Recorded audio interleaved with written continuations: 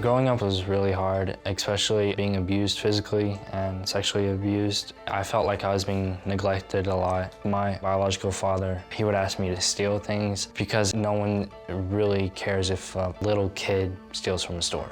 Ever since I've been adopted by my mom and dad, I have stolen cash, credit card information. I stole my mother's engagement ring to give to a girl that I really liked a lot. I get a thrill out of it, or I get like a rush of like, oh yeah, I did something cool for once. I feel like my childhood trauma is partially the reason why I'm acting out. Ever since I turned 18, things have spiraled out of control.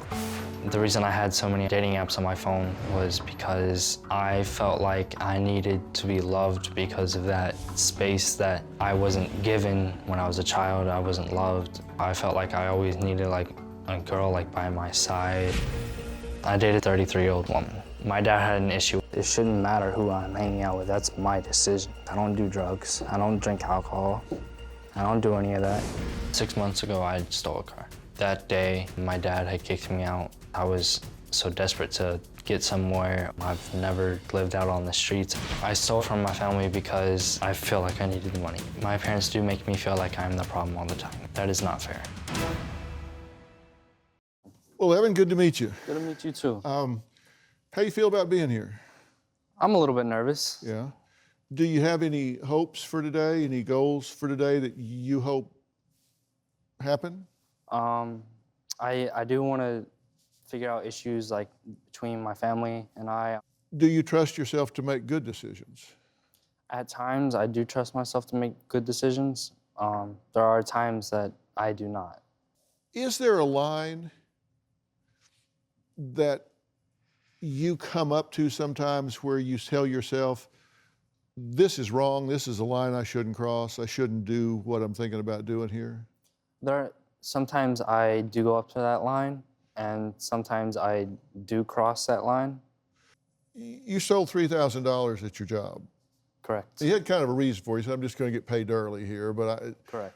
But nobody else saw it that way. Right. You took these gift cards, it's $3,000, and that got you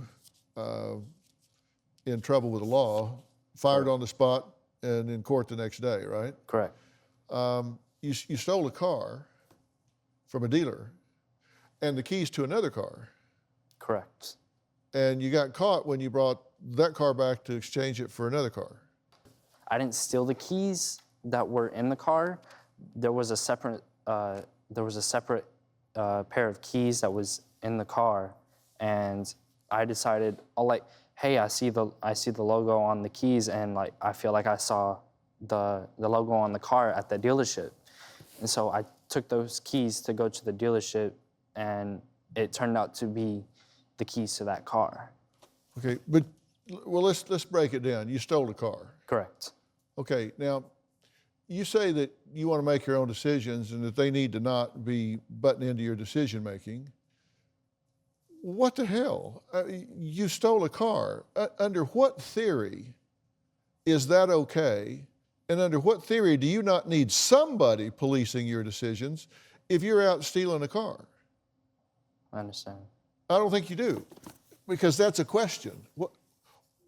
What did you say to yourself at the time that you said, I'm going to give myself permission to take this car that does not belong to me, I don't have any rights to, I didn't earn it, didn't pay for it, I'm not entitled to it, I'm just going to take it and drive off in it? What did you say to yourself that made that okay? I had told myself that I didn't have anywhere to go and that I didn't have any reliable transportation. And so I told myself that it was okay to take that car. You know you can go to prison for this, right? Yes, sir.